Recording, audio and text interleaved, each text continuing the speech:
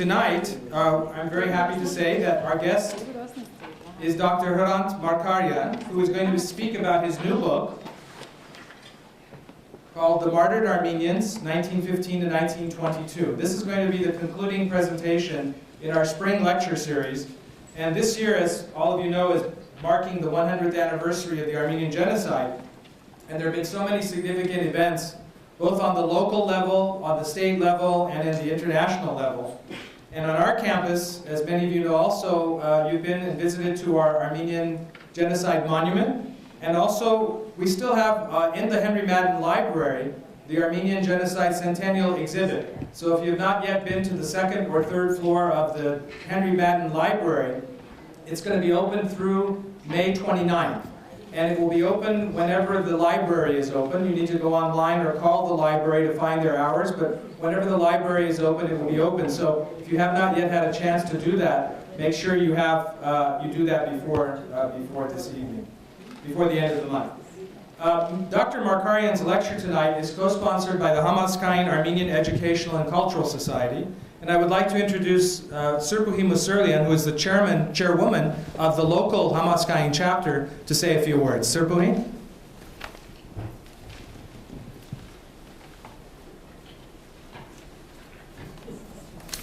Thank you, Barlow. I would like to take this opportunity to welcome all of you to this event. As Barlow said, this is the last of the lecture series. And I'm glad that in spite of all the conflicting events, you are here to hear Dr. Markarian. But I would like especially to take this opportunity to thank the Armenian Studies Program and their director, Barlo Dermagerdician, for sponsoring this evening's lecture.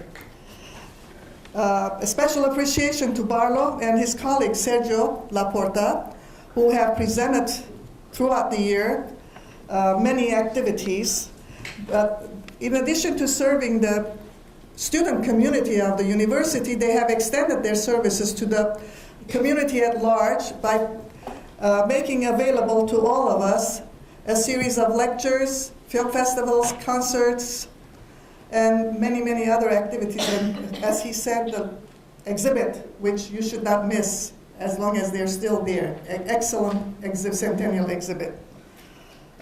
They have also been the advisor of the Armenian Student Organization for their publication, Hai Sharjum, and their weekly radio program, Hai Uj. With all these activities, they have been educating us, enlightening us, and we thank them for making us part of the Armenian Studies program. Many of you are regulars at these lectures, and you have made acquaintances by attending these lectures, and we feel like we're part of the university extension program. And as Armenians say, Batskevit Gadar Barlo, for doing this excellent service to our community. And I would like to thank, on behalf of Hamaskayan, Dr. Herand Markarian for being here today to make the book presentation, but also speak about the martyred Armenian writers and the participants. One of them had an invocation today, graduation invocation, and Kevork is here because he made the commitment. Thank you for the sacrifice and being here. And Barlo, thanks.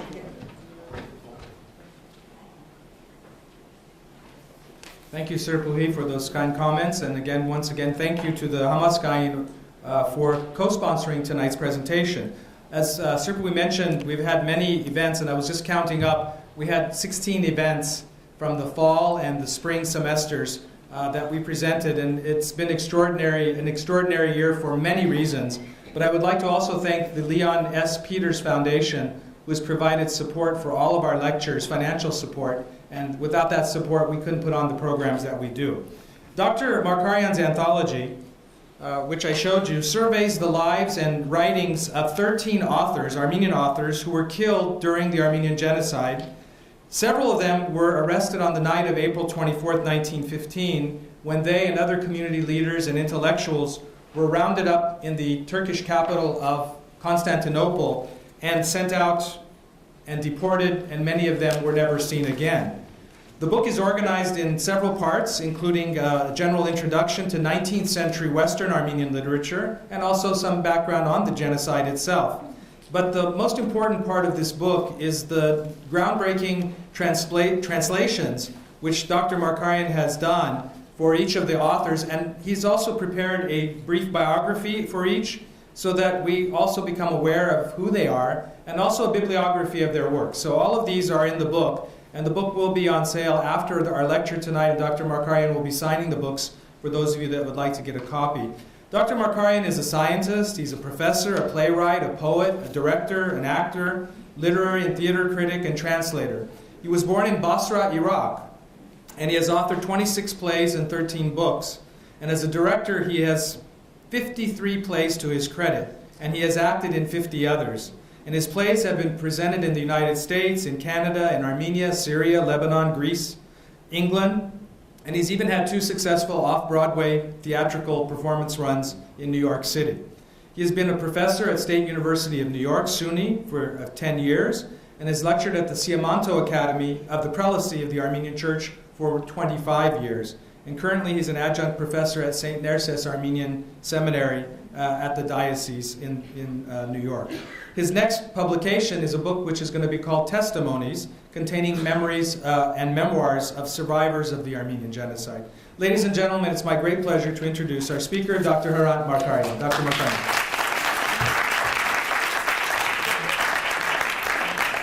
Thank you, Barlow. Thank you very much for the kind intro. And thank you very much for being here tonight. I just came to California 2 days ago. I gave my first lecture in San Francisco. And yesterday it was very interesting. I spoke at Sacramento, as a matter of fact. And it was about the Armenian genocide, not my book. Tonight, what I'm going to do, I'm going to talk about, present this book to you, and we'll have samples read. And thank you for your attendance. This is really great. So let me begin. The book, can we have the lights? Is it fine? Or do you, down a little bit, maybe? Yeah, I think that's fine. All right, the book is called The Martyred Armenian Writers, 1915-1922. An anthology. This is an anthology. I'll go in details about the book itself. I've received, since the publication, I've received many accolades, many from Khajak Barsamian, the primate, from Oshagan, from Armenia, the Central Executive of Armenia, the Central Executive, and from Herand Markarian, the Minister of Diaspora of the Republic. Unfortunately, we have a video of her speaking, and even in the translation of it, but I won't be able to show it today. It's only 4 minutes, but we won't be able. This is the video. Just imagine that you see the video, okay? But we'll proceed from there. So the book, The Martyred Armenian Writers. The book has 3 parts to it. The first part, it gives historical highlights of Armenia. Most of us normally avoid reading about history of Armenia, but here you have like synopsis, brief, very brief, in a couple of pages. You'll see, but it doesn't go into what the kings or the dynasties and things like that were, but most importantly, the accomplishments of Armenian history. What we're proud of Armenian history. Okay, so that's the first part of the book.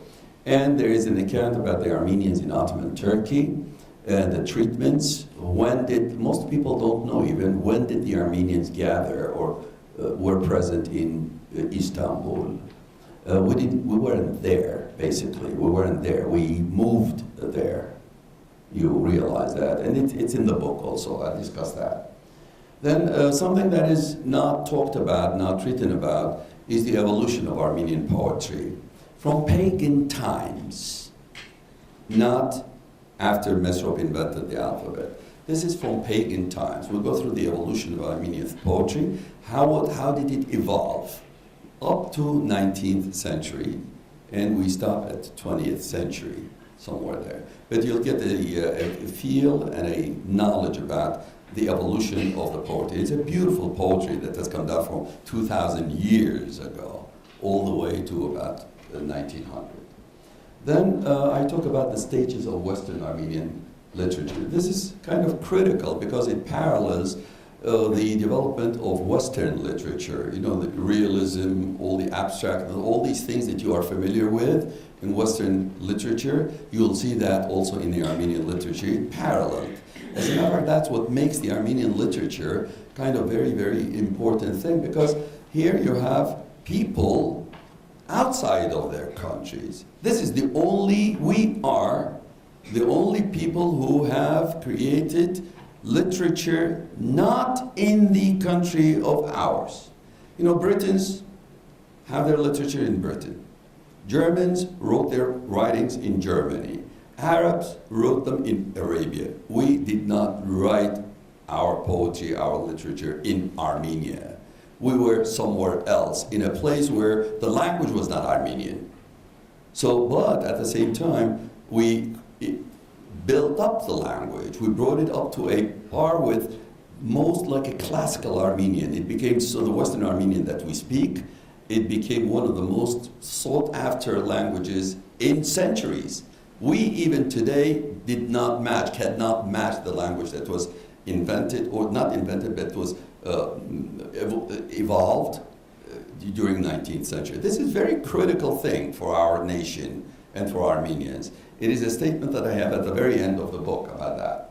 Now in part 2, there's an account of Armenian genocide. If somebody asks you, well, what happened?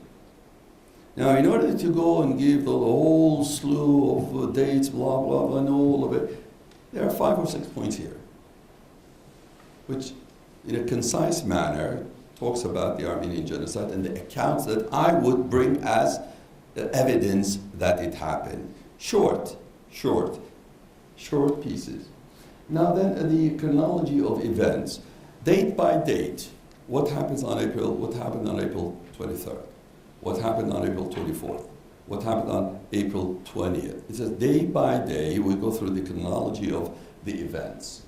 And most of us, talk about the writers were taken and put into prisons.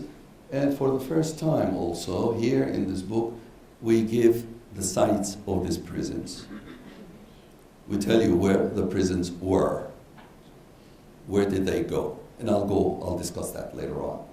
Then I have 2 eyewitness accounts, that of the martyrdom of Varujan and Sevak, who were practically butchered together.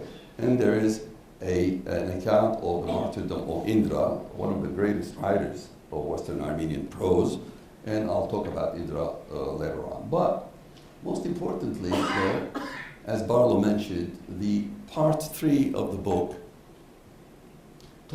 gives about the biographies of the writers. I should say the biographies, as concise as they are in this book, are more than what the encyclopedia gives, the Armenian encyclopedia. So you get a good grasp of the biographies of these writers. Then their literary accomplishments. There is a list of what they had written, the books that they had published, in a, again, very, very concise manner. And their literary evaluation. What is the value of these writers? You talk about somebody's proud about, let's say, Siamanto. What makes Siamanto? What makes me to be proud of Varujan? So the evaluation is given there also. And there's something that you cannot find anywhere. The pseudonyms that these writers used. It is really amazing. There are writers who used 11 pseudonyms. Up to 11. You know why? You can get a wild guess, maybe. Because they didn't want to be known by the Turkish authorities that they were the authors of the writings. Daniel Varujan has used pseudonyms. Zohrab has used pseudonyms. Practically all of them, there are few of them, maybe 1 or 2 who did not, because they wrote in a very sophisticated manner. Even the Turkish government couldn't understand what they were writing about. So the pseudonym, I should say also, I should give credit for the pseudonyms to a friend of mine, a scholar in Armenia, who supplied the pseudonyms. It's not my research, it is his research. So I'm thankful to Bakhtiyar for doing that. Then I have the translations, as Barlow mentioned. The translations are all original translations. They are all original translations, and quite a number, like I should say quite about 80 or 90, if not more, 90% are translated for the first time. There are pieces of Varujan and Siamanto that have been translated by others, possibly a piece or two from Zohra, but the majority, no one has translated Purad, no one has translated. There is a poem like 8 pages long of Rupen Sevak, translated for the first time. I had the honor of knowing, I knew the poem like when I was much younger, when I was 5 years old. When I was 25 years old, I directed that play. I staged it in Baghdad, then I staged it in New York twice or 3 times. So that poem is a beautiful poem. We're going to read part of it, but that's, for instance, there, you can't find that poem anywhere. So, with that, let's go to the writers. When I project these slides of the writers, I would like you to take a look at these numbers here. This is date of birth, date of dying. Just calculate, subtract the number. All of them, all 13 writers. The maximum age was 56, 57. And the youngest of them all was 31 years old. You can imagine they were at the prime of their talent. Can you imagine if had these people lived on, what would have happened? Okay? So Herand Gürcan, in our literature, he's known as the writer of migrants. Migrant is not the right word for it. In Armenian, we have a word called bantucht. Bantucht. Bantucht is not migrant, really. It's a more complex word than migrant. But Herand was a writer that would go to the hostels, or the khans, as they used to call them, and those people who had come from provinces on and lived in Constantinople and worked in Constantinople. Herand would go, welcome Gürcan, will go to these people, understand, feel their pain, and would write letters for them to their families who were still in the provinces. We're going to read one piece of Herand, and I'll call upon to read. It's a very sensitive piece, so let's start with Herand.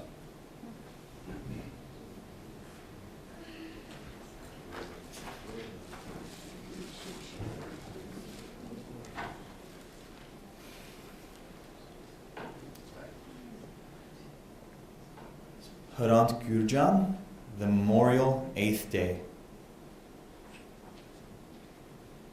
Smallpox had infected the house of a wealthy family and claimed the life of the most handsome youngest male member. The hierarchies of the church ordered an elaborate burial ceremony. To give it an air of royalty, they ordered 8 to 9-year-old pupils to carry the coffin with their little hands. Of course, these children should be from poor families. The funeral procession moved along with 12 little children carrying the coffin, followed by an entourage of dignified clergy. The lady of the house, with tears in her eyes, was watching her beloved son's funeral procession. I doubt if she realized that she had placed death in the palms of the little pallbearers. To her, most important was nothing would be missing from the grandeur of the funeral. Members of the clergy, crosses, hymn, and of course the newly added little coffin bearers. There was even a bishop with a staff in his hand marching with the clergy, a real pompous mourning ceremony. It was cold. A cold wind was blowing down the street. The little coffin bearers, adjacent to death, felt the severity of the weather. The procession went forth with the air of artificial grandeur by the swaying clergy. That night the grieving mother was content that she had given her child all that she could. It did not occur to her how, in that cold weather, the coffin-bearing children had returned to their mothers. Of course, that was unimportant. After all, they were children of the poor. But the coffin-bearing children had been in contact with a deadly disease, especially the youngest boy. He had gone home shivering from the cold. His body was aching. His mother thought it was just a simple cold. She didn't know that her son what her son had done that day. In the next and following days, the child didn't improve. His fever progressed and the trembling persisted. The family could not afford a doctor. They did not have the money. All they could do was invite the priest to say a prayer for the child and hope for a miracle. The mother sat by her son's bed and watched him all night long. In the morning, she was touched. She touched her son's forehead. The child had died, and she realized it was smallpox. The coffin bearer was no longer here. Then came the funeral preparations. The church bell didn't toll. The boy's father was the only one directly walking behind the coffin. A priest was also present, but was careful to be a measured distance from the coffin. A short prayer and the coffin was placed to rest in a little ditch for a grave. The next day, as the mother was going through the little boy's belongings, she found 50 para, the smallest denomination of Turkish coins, in his pocket. She surmised that this was the money her son had received for carrying the coffin. He had walked beside death. The 8th day fell on the day before New Year. The mother remembered that last year she had held her child's hand and gone to church, where the young boy played with his friends. Now the 8th day was dark, an eternally dark night. There were to be no more mornings, no more New Year, nor sun on the lost horizon. Thank you.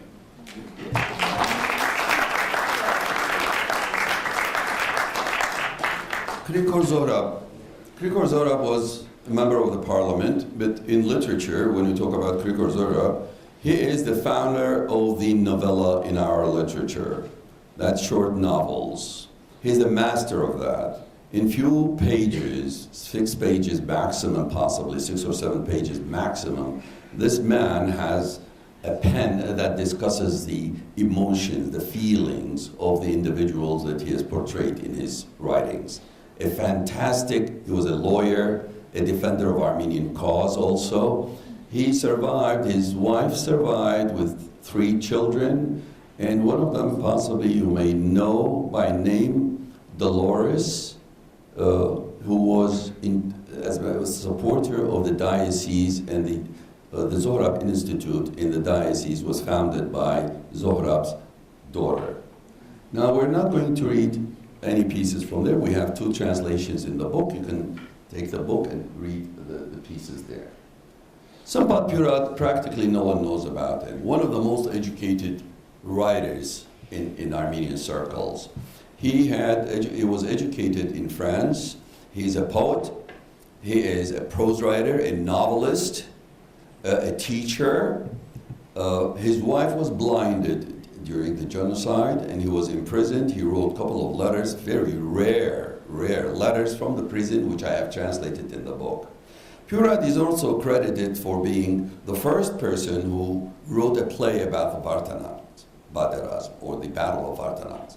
For those of you who may know, the Battle of Vartanant has been in our literature for some time, but Sampat Purat is the first who wrote about Vartanant, and it was performed in 1909 in Egypt. After that, there are 5 more writers, playwrights, who wrote about the Vartanant, the Battle of Vartanant. There was Demirjan wrote, Yeribart wrote the 3rd, Oshagan wrote the 3rd, I wrote the 4th, and Oshagan, the son, wrote the 5th, the 6th of the Vartanant. But he, as I said, it's coincidentally his granddaughter lives here in California, and when this book was published, she wrote a letter saying that this is the first time that my grandfather's works have been translated.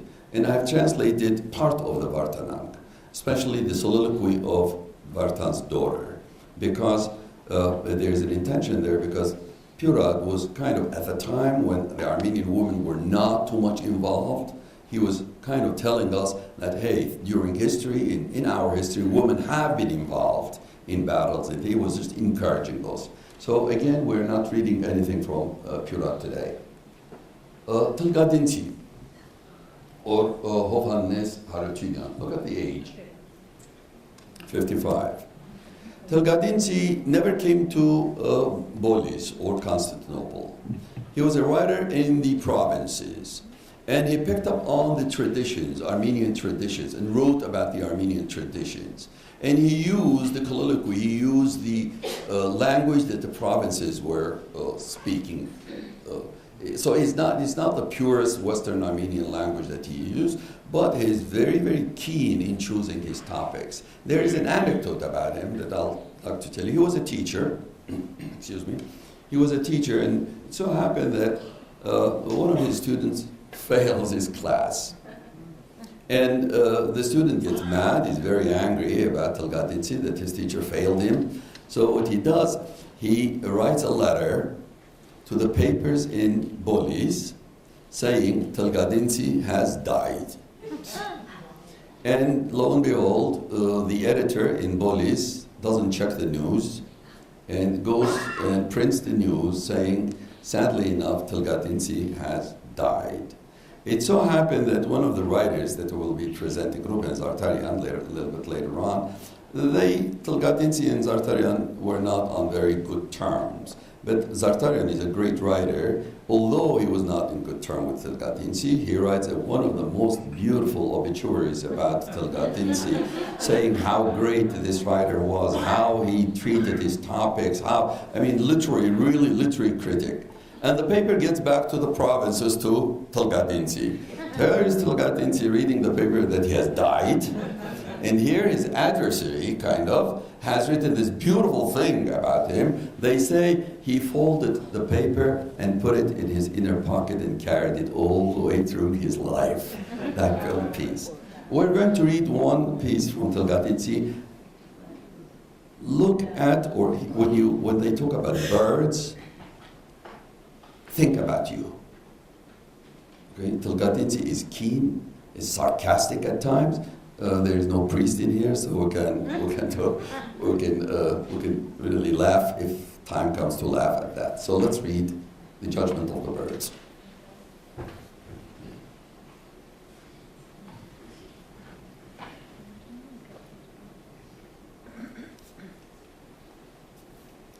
Herand Markarian, the judgment of the birds. One day the good Lord found himself amazed at the sparrows.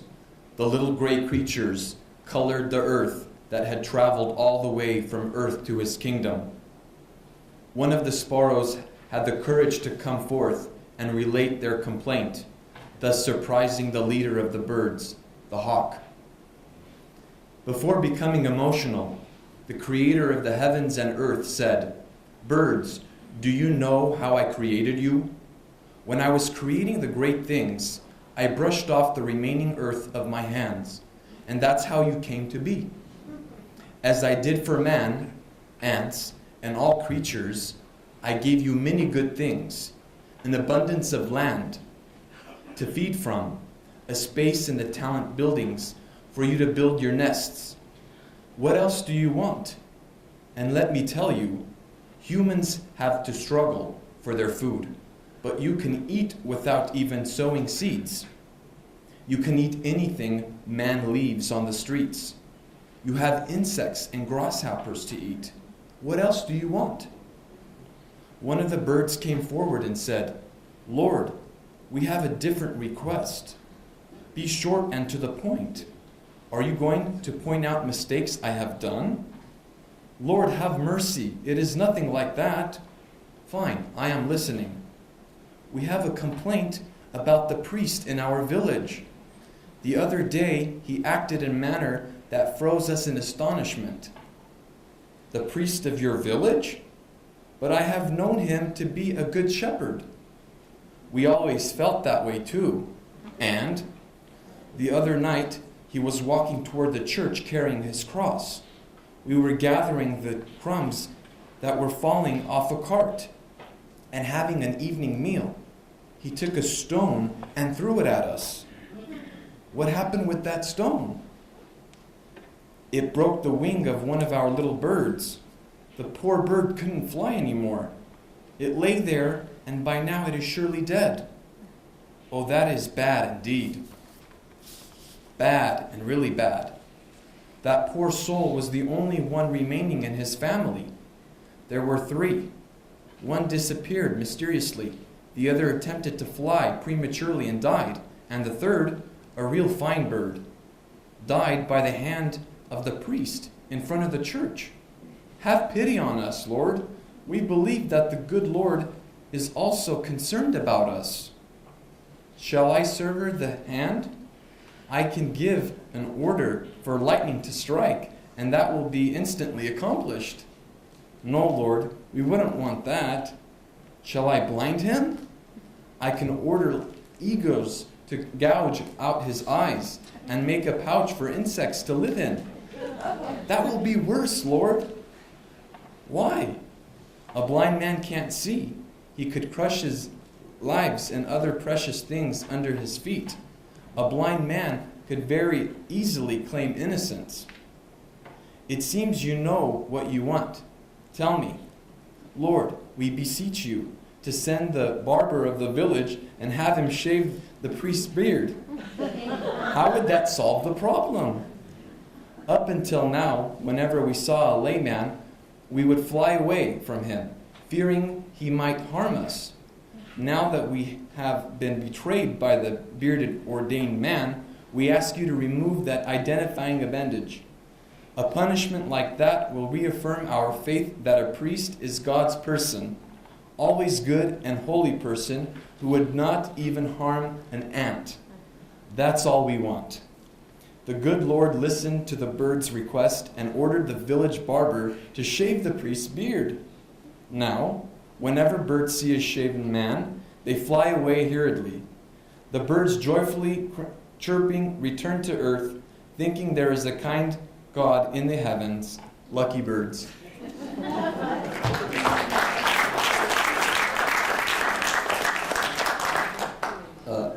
Yerukhan is a writer. In his autobiography, Yerukhan talks about how lazy he was as a student. He didn't like going to school, he really failed, and he was expelled from the Getronagan that he was attending. But after being expelled, he goes on and studies on himself, by himself, and becomes a master in French, Armenian, and comes back to the same school that he was expelled from and teaches there, and teaches Armenian. But most in our literature, he's known as the writer of the working people, especially fishermen. How do you pronounce his name? Yerukhan. Serma Keshkhanelian. Serma Keshkhanelian. That's why he chose the simpler one, Yerukhan, I guess. So, what does it mean? I think it's a Turkish name. I don't know. I don't know. I don't speak Turkish. Serma Keshkhanelian. Khan. You have the Khan word there. Serma Kesh. I don't know. I don't know the word. Gold rate. At any rate, I mean, he's known in our literature as the writer about fishermen, basically. And we're not going to read any. I've translated 2 or 3 pieces from him. One of them is very, very sensitive piece, but we're not going to read any of that. Artashes Harutyunan, a poet and one of the masters of literary critic. His language, his approach, it can match any great literary critic in Western or any literature. He was the one, as a matter of fact, who wrote about one of the most difficult writers that I'll be presenting a little bit later. He wrote about and brought the beauty of this person that was thought not to be understood. So his language, he invented new words in our language. But he's a poet. His poetry is not very aesthetic, but at the same time, he's known in the literature as one of the greatest literary critics. Rupen Zartarian. This is the man who wrote about Tilgadinsi. When you read Rupen Zartarian's works, you have to think allegorically.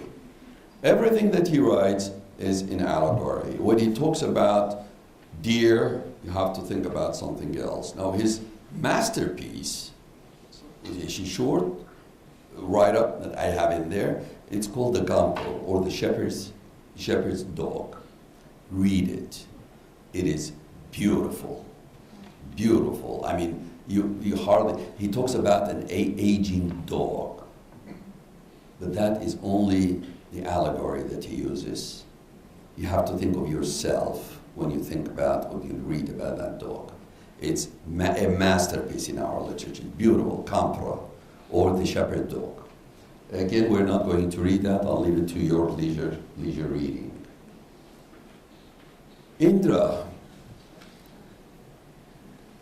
99% of the Armenian, even those who are in literature, don't know this man.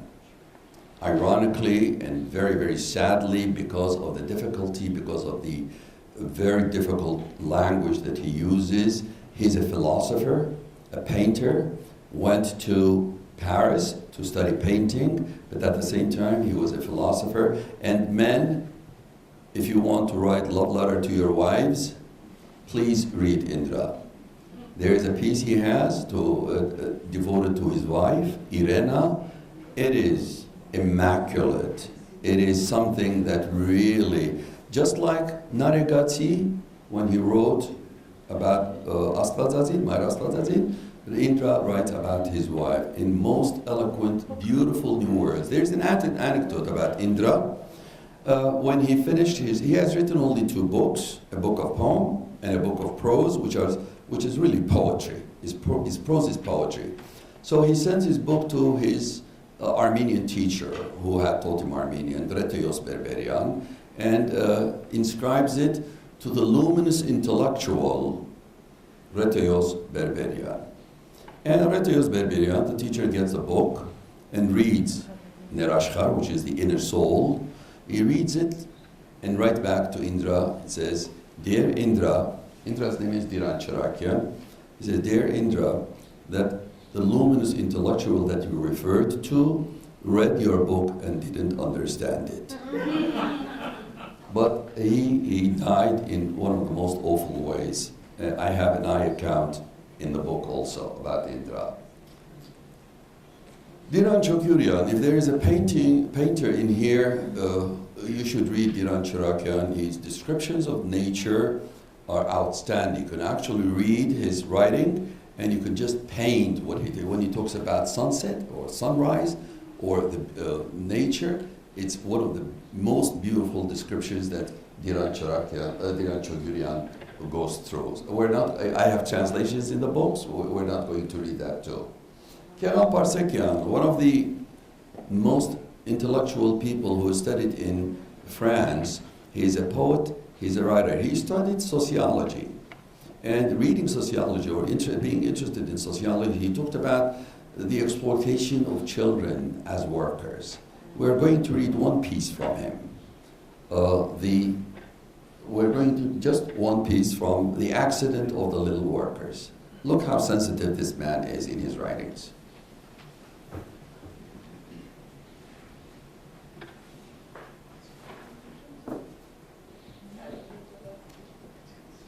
The Accident of the Little Workers. Ardash and Karni are 2 little boys who came from poor families and are working in a bookbinding factory.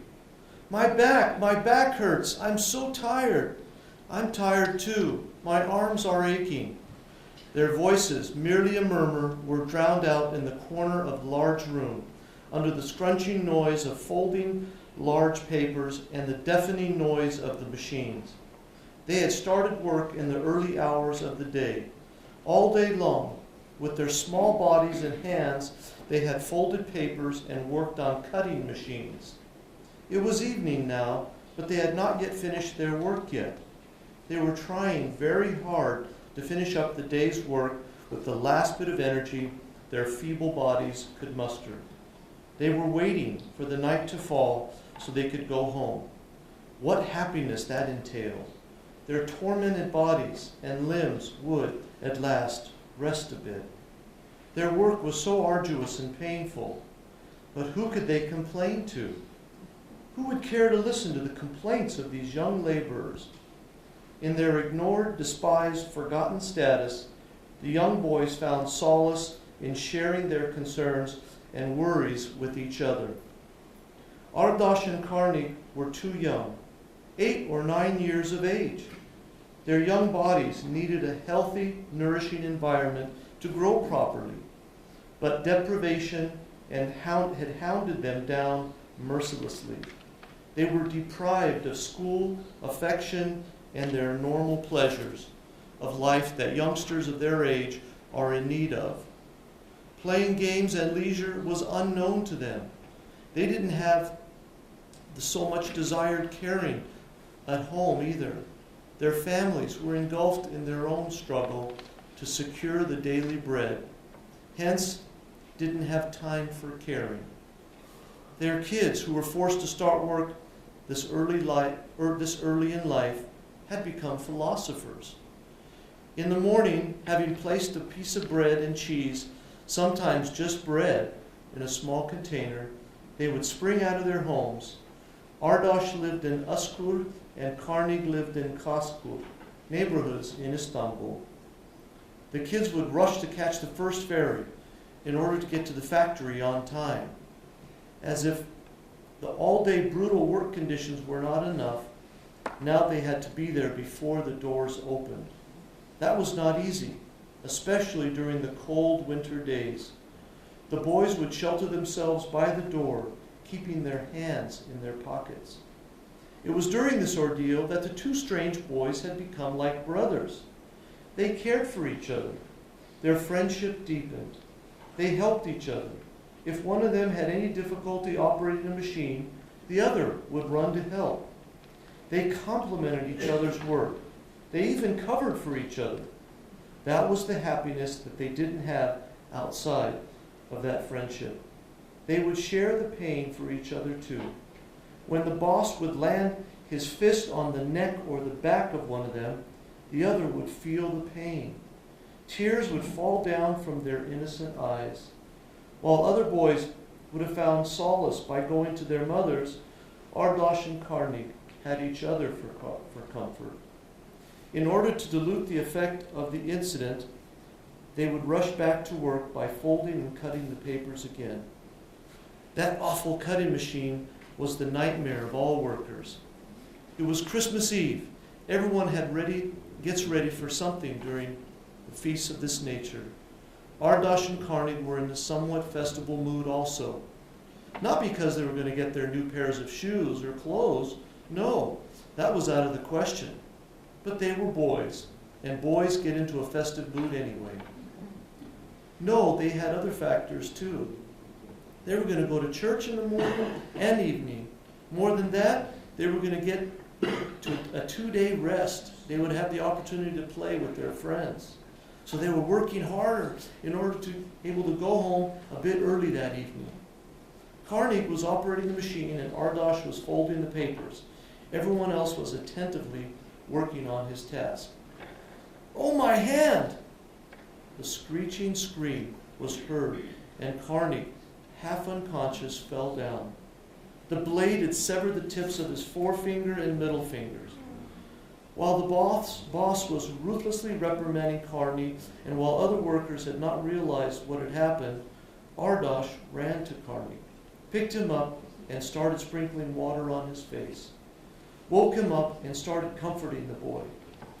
Taking him by the hand, he took him to a drugstore. As for Karnik, everything had turned upside down. It was not only the pain of his hand, his little mind was thinking about the consequences. What would he do without fingers? How would he go home? What would he tell his mother?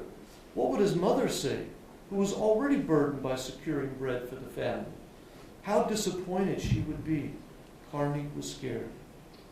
Then he saw Ardash, who was leaning over him affectionately and following the directives of the doctors. Karnik looked at Ardash and felt the torment he was going through. He recalled their love for each other that had made them brothers. He forgot his own pain and his other worries. His main concern was his friend, Ardash. He realized that Ardash, too, was under the same fate. The machine had deprived him of his fingers, could do the same to his friend. He felt touched. He stared at Ardash, and with a voice so pristine and with deep emotion, uttered in their jargon. Ardash, Akbari, when you operate the machine, watch out. Don't get too close to the blade.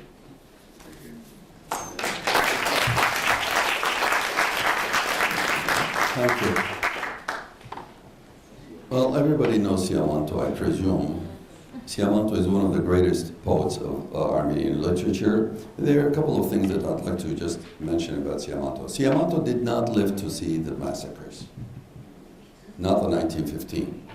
So whatever he wrote about was either the 1896, 95-96 massacres, the big event that we talk about, or the 1909, the Adana massacres. He did not live, as I said, he did not live to see the 1915 genocide.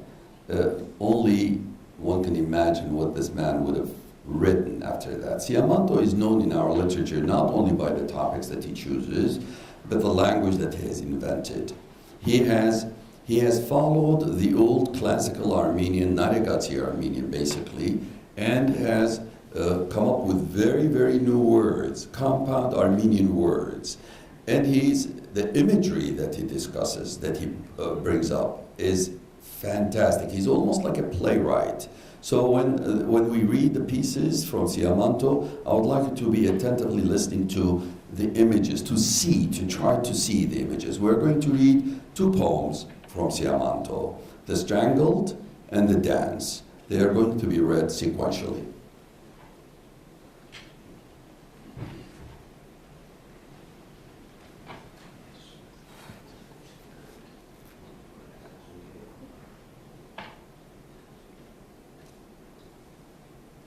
Strangled.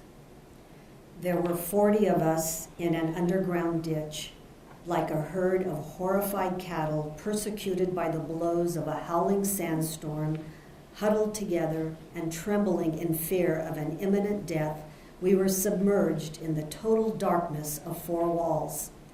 A colossal, horrifying silence was pressing upon us. No whispering, no breathing, lips were sealed. Our evil and awful gaze was a wish of death for one another. From dawn to dawn, hungry and silent like the stone of graveyards, we clenched the colossal horror on our bodies like an iron cloak.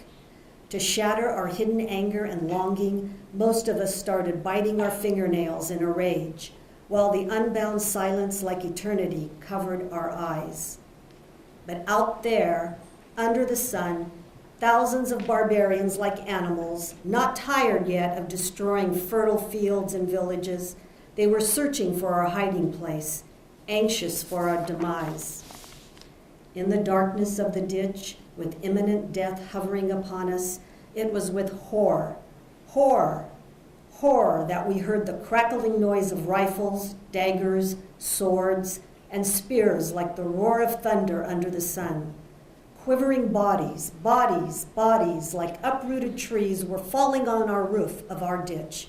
Their sighs of death, at times faint, at times loud, creeping through the walls, were driving us to insanity. Then, through the cracks of the ceiling logs resembling the shutters of a coffin, the profuse, warm blood of the dying found its way through the cracks and drop by drop dripped on our face. Right then, a newborn baby started to scream. The poor innocent baby undoubtedly was about to be the informer. A decision, a death sentence, a crime was our last hope. When the sobbing mother finally whispered, "Lord, have mercy upon us. My breasts are dried up. I don't have a drop of milk. I fed him my blood. I don't have a drop of milk. Decide what you may." "He should be strangled," said one angrily, waving his arm. "He should be strangled," all 40 of us whispered in unison. "Strangle me first, then my child." They heard the cry. They are digging with shovels. We are all doomed. They are digging the roof already. Dirt is falling already. Light is shining already through the ceiling. "I beseech you, strangle me. Here is my neck and the neck of my baby." And in the dark, the Armenian mother offered her neck and the neck of her baby. In total darkness, 2 arms swirling like snakes found the baby's neck and vehemently strangled it. Now the silence in the ditch was like a tempest. I thought all of us had died, deservedly. A moment later, the deceived, hopeless, and bloodthirsty horde departed, shouting vulgar curses. Was this salvation for us? Do slaves have salvation? Is this the way to be saved? And every day now, that poor woman, wrapped in rags, standing on the streets, clings to strangers, passers-by, foes, foreigners, and in a rage of insanity screams frantically, "These hands, do you see? Do you see these hands? I was the one who strangled my newborn in the ditch with these hands. Believe me, it was I who strangled my baby. What kind of cruel people are you? At least strangle me. My hands are too weak. It was I in the ditch who strangled my newborn with all my strength. Don't you have a heart? Strangle me. My hands are too weak."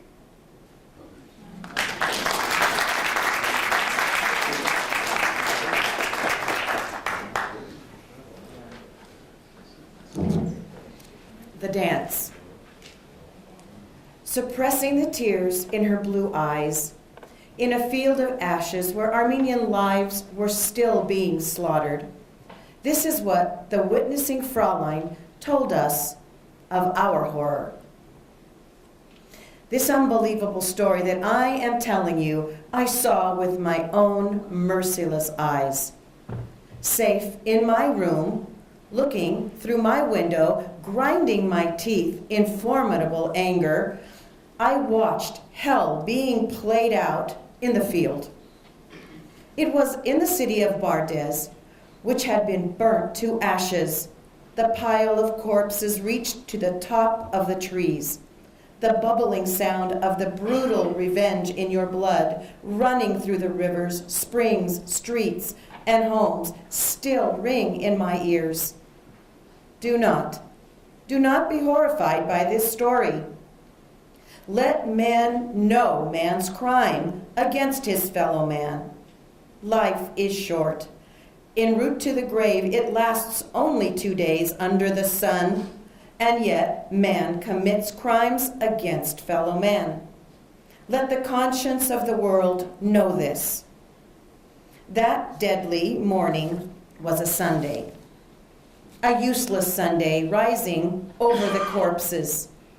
All night long, leaning over a stabbed maiden in my room, with tears in my eyes, I was trying to console her last moments. Suddenly, a bestial mob appeared at a distance, pushing and whipping 20 brides and chanting words of disgrace. They stopped by a vineyard. I left my poor maiden in her bed, and I approached the balcony of my window of hell. The bestial mob grew in numbers. A ferocious man screamed at the brides, "You must dance. You must dance to the beat of our drums." The whips started lashing fiercely at the Armenian brides, who were longing to die. The 20 brides, holding hands, started a circular dance. Tears were flowing from their innocent eyes.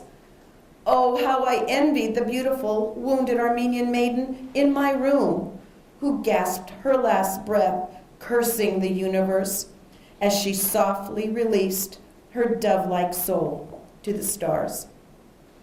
Clenching my fist in vain, I gestured toward the mob. "You must dance," the mob was shouting furiously. "You must dance until you die, you pretty infidels. You have to dance bare-breasted, with smiles on your faces and with no complaint. Tiredness and shame are not for you. You are slaves, and you have to dance naked and exposed. Till death you must dance, seductively and invitingly. We are thirsty for your moves and your death." The 20 brides fell down, exhausted. "Rise, rise," shouted the mob. swirling their swords in the air. Then someone brought a canister of kerosene to the mob. Oh, justice of humanity, let me spit on your face. The mob anointed the 20 brides with kerosene. Dance. Here is a fragrance that even Arabia doesn't have. Someone lit a torch and set on fire the naked brides. The seared bodies embraced death through dance. Horrified, I slammed shut my windows like a tempest. I approached the lonely, breathless maiden in my room and pleaded, "Tell me, how shall I gouge out my eyes? How shall I do that? Tell me."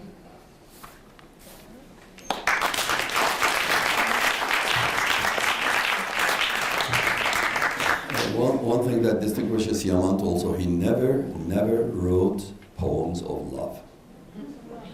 He never. All his poetry is about nationalism, about nationalistic point of view and imageries, like you saw.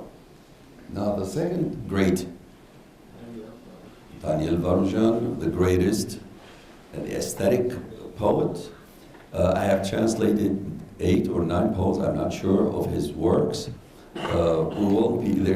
We're supposed to be reading one poem, but we're not going to read that.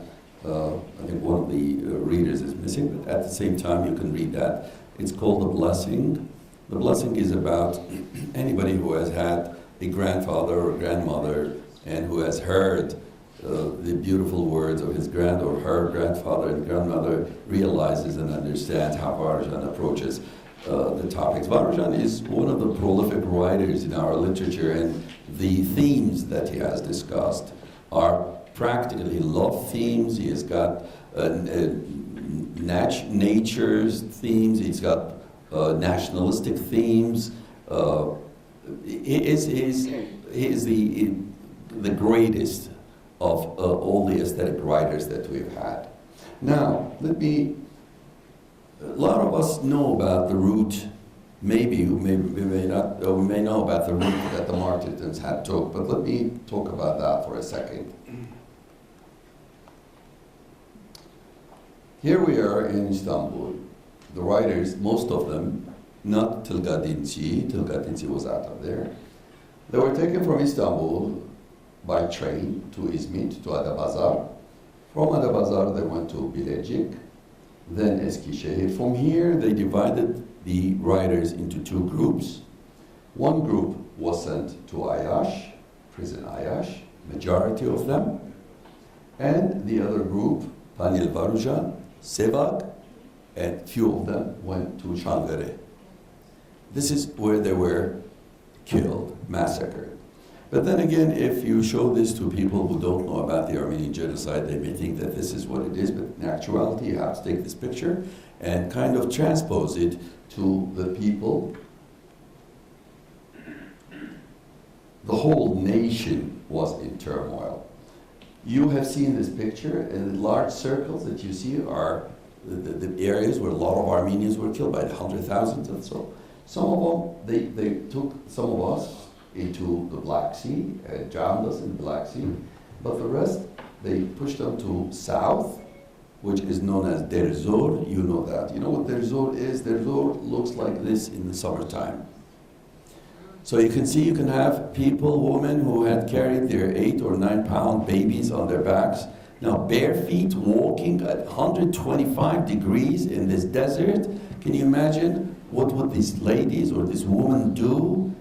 This is a picture, this picture, I took it when I was in Derzor myself, just to see, to feel. I walked, as a matter of fact, for a couple of miles to see how they felt. And I took my shoes off too, to see how does it feel.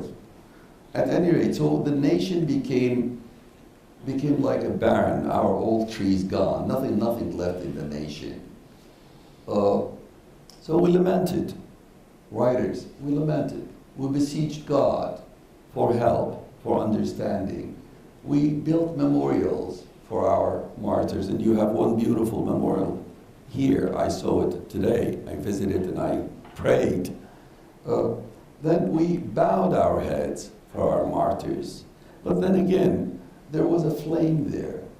This flame is not just an internal flame, it is the spirit of the Armenian people that was there, that's going to be there, because that is the future.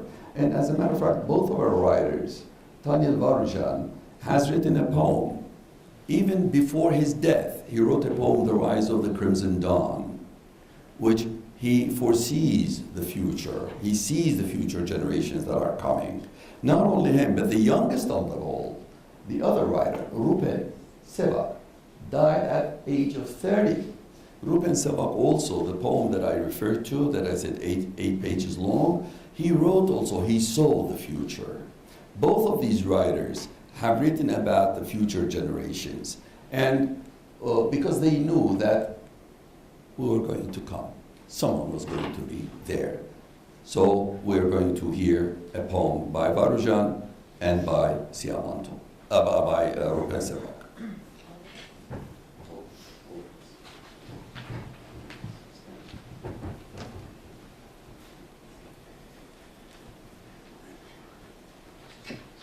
A black day, that day all the stars dripped poison. Lament, lament, you unhappy mothers and brides in misery. Abandon your laments to the stars, and lament the slaughtered dawns of this gloomy land. Let your eyes dry by weeping on the fallen thousands of tomorrow. Their eyes, smaller than yours, will look up to the flood of brighter rays of the stars. Embracing the essence of existence, they wander and grow in the ruins of a future, heritage entrusted to them.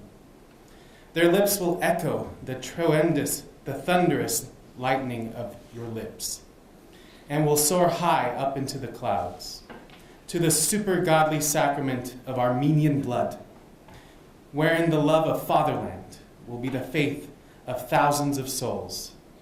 And tomorrow, yes, tomorrow, O pitiful mothers, listen to me. From your wombs, they will emerge one by one as great heroes. They will be giants, and the tempest in their hair will shake God in the stars above. They will soar like eagles, always ready to face lightning. They will wear the headbands of freedom, with stars as ornaments instead of beads. Listen to me, O mothers, listen to me.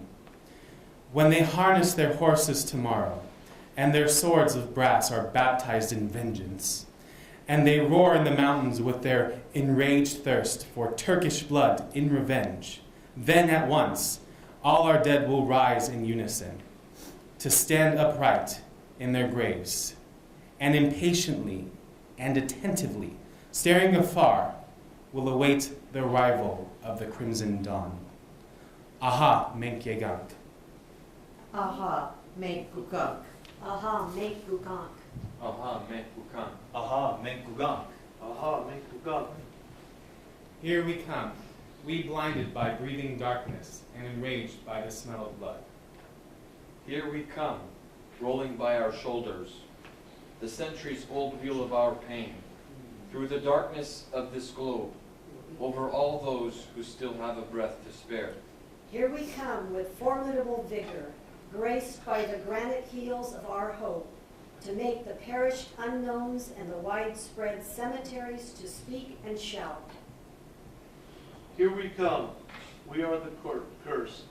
We are the venomous spear aimed at darkness. We are the hydra of vengeance to be caressed. We are horrified, but can cause horrors as well. We are the new pilgrims of old vows. We are the harsh swords of the book of laws. We are the angry waterfall bursting from the mountains and the brightness of morning twilight.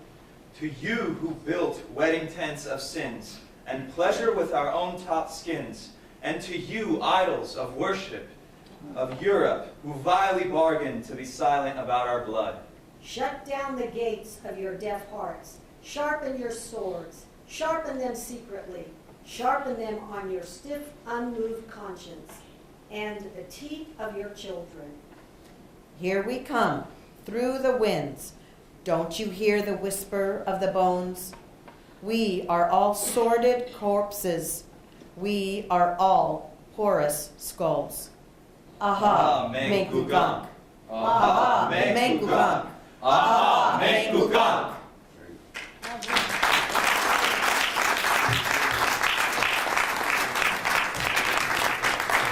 Thank you. Now, whenever I do a project, and this project wasn't any different from the rest, I feel that there is something to be said at the very end, an epilogue of some nature. So this project also, this book, there is a poem at the very end. It's called an epilogue, which is my poem, and I'd like that to be read as closing for the book.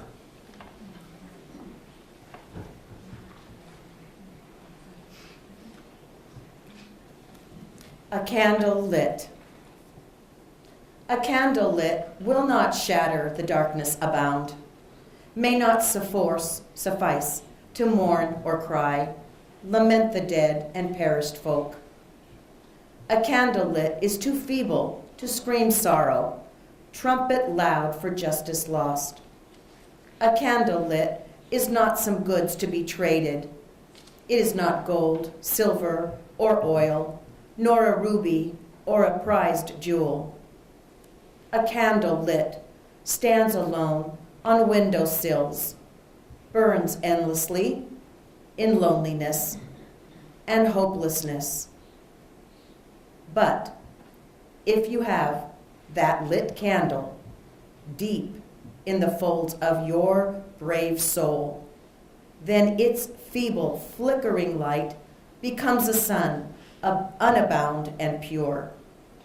Then the martyrs will come smiling, row upon row of young and old, for the candles they lit before they faced their gloomy demise, are now shining deep in your soul. Light a candle for you and me.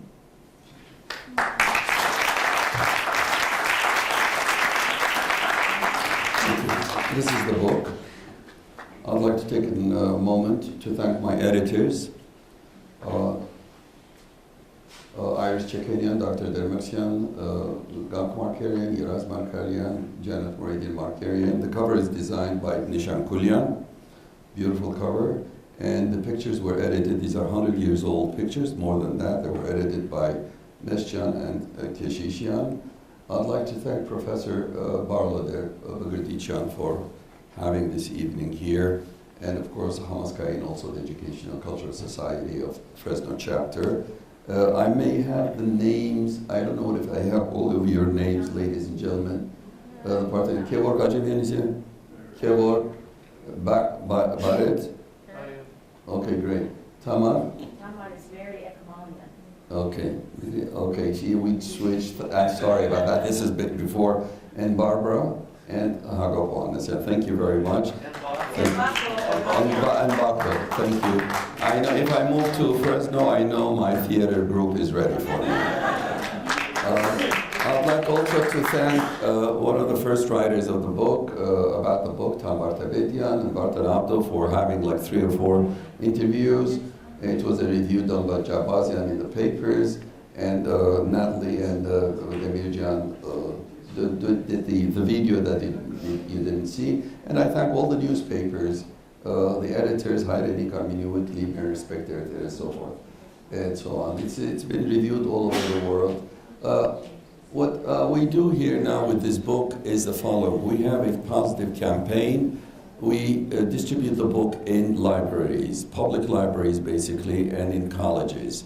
So sponsors come along and they just sponsor their alma mater, for instance. If they have a public library in their neighborhood or in their city, they buy the book and donate it. What you can do, you can write don't forget to write in memory of one of the survivors in your family, your father or grandfather. Write their name so that whoever picks up the book and reads about the Armenian literature at least finds out that there is something of that. The company also can send it to whoever you want. It is tax deductible, but it's up to you, whichever you would like to do. Now, in all of my talks, there is something that guides me. Is in Armenian, I say, Amen hay nahadak munir hokul mej. Every Armenian has a martyr in his soul. We do. We do. I mean, deep, when you look deep in your soul, he's there, she is there. Whether it's a baby, a woman, a child. So looking at their eyes and the responsibility that we have, generational responsibility, which we displayed during the 100th anniversary, luckily, all over the world. So that's what guides us, and I really thank you very much for your attention.